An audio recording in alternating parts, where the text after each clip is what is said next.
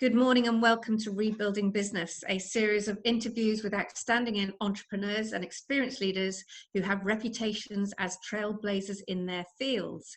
The intention here is to share that experience with you over 5 bite-sized interviews, one for each day of the working week. We hope that we're going to help you to consider how, in the age of COVID, you can either rebuild your business or improve its sustainability, increase your creativity and innovation to beat the competition, or with a little bit of luck, pick up some nuggets to help you truly on your leadership journey. This week, I am thrilled to have the corporate trailblazer, Kevin Gaskell, with me. Kevin is absolutely renowned for leading iconic brands Porsche, Lamborghini, and BMW to record results. And he's also founded and created international businesses in sectors such as data, technology, manufacturing, and professional services. He's repeatedly led teams to achieve exceptional performance in companies ranging from 7 people to 7,000 employees, creating over $3 billion in shareholder value. I think he is the best dragon that the den has never had. He's an ardent adventurer who has trekked to both the North and the South Pole. He's climbed some of the highest mountains. And earlier this year, Kevin smashed the world Atlantic record for rowing across the Atlantic. To relax, I believe, Kevin, you play guitar in a rock band. I'm shattered just talking about you.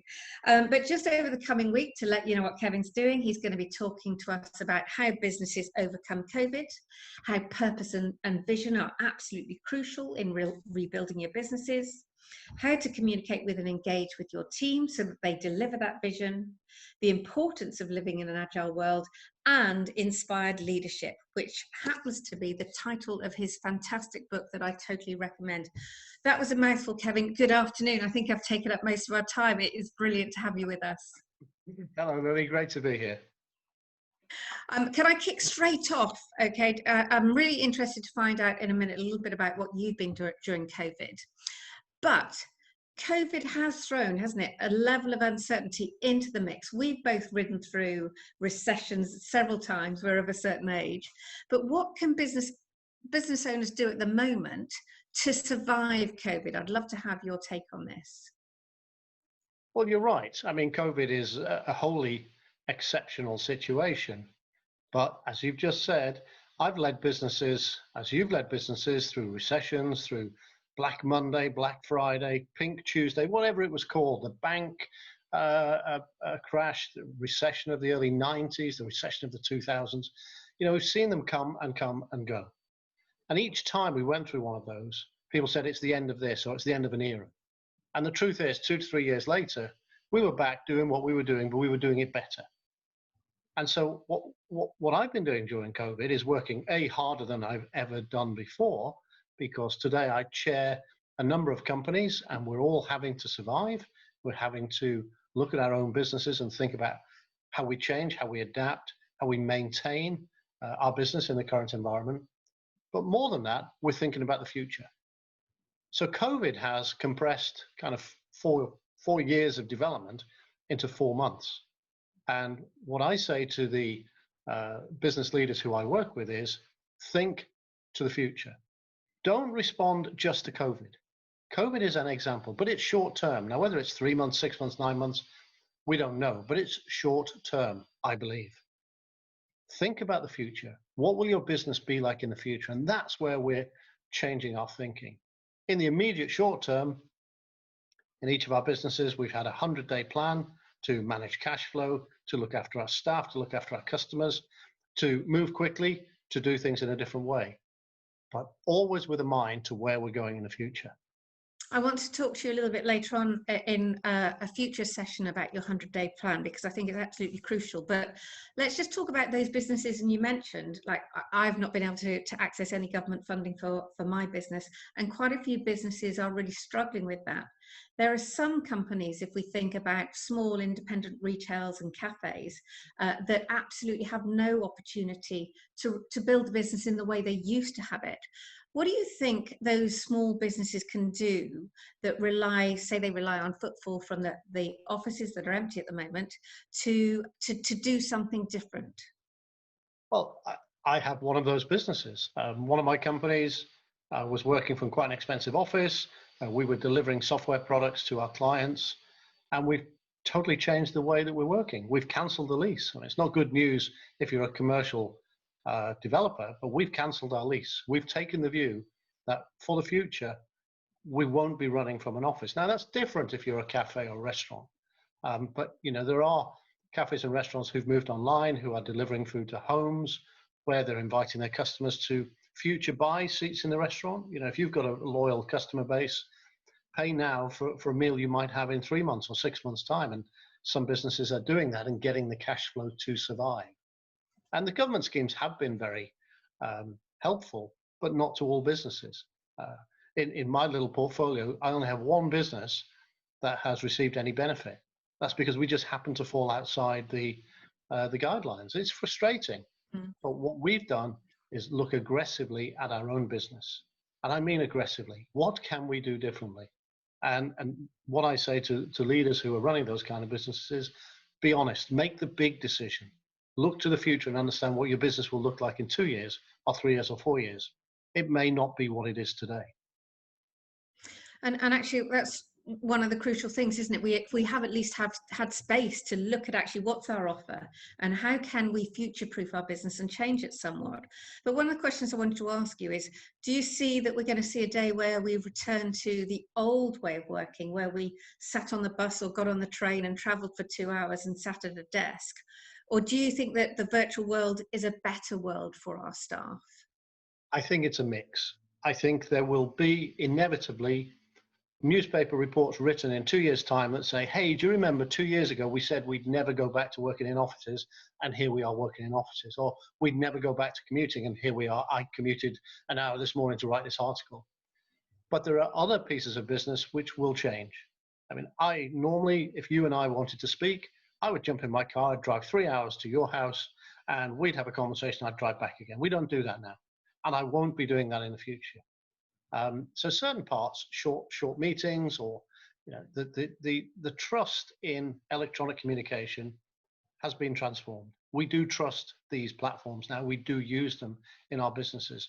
This morning, I met my team in one of my businesses, and we met for an hour, physically met for an hour. Now we're back in our own offices doing our thing. But when the lockdown changes, we will go back to 1 day a week where we're physically together. The rest of the time we will work remotely. I think some will change, some won't. I think we're going to see some excitement when people do get back to the office, especially for the extroverts who are going, yay, I'm with humans again, and I love that. I think the introverts are quite significantly enjoying lockdown at the moment, but it really is a game of two halves, where some people say, do you know what, I'm really enjoying lunch in the garden or picking up my children from school. Others are going, do you know what, I am always on. I get a message from my boss at 9 o'clock at night. I'm expected to respond to email. It's really crucial that we look at how can we balance that fairness for people when they are working from home, so that we have a full stop at the end of the day. What's your experience of that? My experience of that is it's about the culture in the business, the culture in the organization. And you know, your culture is your invisible advantage. In our businesses, we aim to build a culture where we're highly agile, we're very flexible, we respond quickly to customer needs, but at the same time, we're adaptable within the business. So if somebody wants to take a day to go and see their children in the school sports day or whatever it is, take it, go. We don't record it as holiday, go. Because we expect you to put it back in the pot at some point in the future, but that's just how we operate. If you need a day off, I'll cover for you, and you will do the same. And it's informal, but you know, it's built into the business. That is how we trust our own staff. In terms of cutoff, yeah, I'm speaking to you now from my home office. This is where I work most of the time, and I personally, because I choose to do so, I'm a late starter in the morning. I'm a late finisher at night. So I'm frequently in this office until 9 o'clock at night. I do not call my staff after 5 because I don't think that's fair. I simply don't believe that's appropriate. I may send an email, but I don't expect them to respond. So it is about the culture of the business. And it's understanding the rules of engagement, isn't it? Because obviously every business is different. I wanted to ask you a little bit about your passion for young people and the opportunities that they may or may not have to build a career or even start a business, because obviously we've got exploding unemployment. We're going to have a real situation if you've just come out of your A-levels or just finished your degree and you cannot get a job. What do you think that government or business can do to help that generation? You know, we're talking here about rebuilding Britain. We've got a whole new scenario. We've gone through Brexit, the world economy is changing, and now we face COVID. And the truth is that there won't be enough jobs out there for everybody. And whilst it's easy to say, I think it's absolutely possible to say to people, create your own role, create your own job. You know, SMEs, small, medium enterprises, the smaller companies are the heartbeat of this nation. They really are. They employ the majority of people in the country. So if you can't find a job, create a job. And it doesn't matter whether that is washing cars in the first instance, or washing windows, or writing some code, or writing reports, or creating something online. It doesn't matter. What is it that you have a skill at? Or how can you begin to generate your own income? And I speak to young people now and I say, let me help you to imagine what you could be, how you could create a role, because I think the future of our nation is about creating more entrepreneurs. Entrepreneurs create wealth. They create wealth by employing people. And so I would like to see a government have not an unemployment benefit, but an employment benefit, where they pay people to become entrepreneurs, where they support people to create a role, to have a go. And you know what? Doesn't always work. Doesn't matter. Let's go again, and let's go again, let's go again. And so I see part of my job of helping young people to create their own new businesses. Do you know, I love that. And we had a lad about 3 months with masks on, 3 months ago, knocked on our door and said, can I wash your car? And so we said yes, and 4 or 5 other people said yes. And I noticed last week he came and he had a friend as well, because his round is extended. And so it's just having that spirit. He's about 15 years old. I love it when and I really want to encourage it exactly the same as you. I want to say thank you so much for this morning. I'm looking forward to seeing you tomorrow.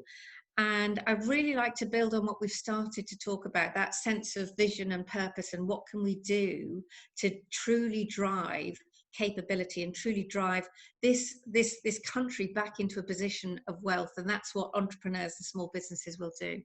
Thank you, Kevin, so much. See you later. See you later.